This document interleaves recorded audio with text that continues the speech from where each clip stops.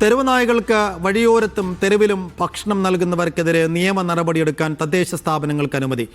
നായകളെ തെരുവിൽ ഉപേക്ഷിച്ചാൽ 10,000 രൂപ പിഴ ചുമത്തും. ജനസാന്ദ്രത കുറഞ്ഞ സ്ഥലത്ത് ഷെൽട്ടർ ഒരുക്കാൻ സ്വകാര്യ പങ്കാളിത്തം തേടുമെന്നും തദ്ദേശ വകുപ്പിന്റെ മാർഗരേഖ.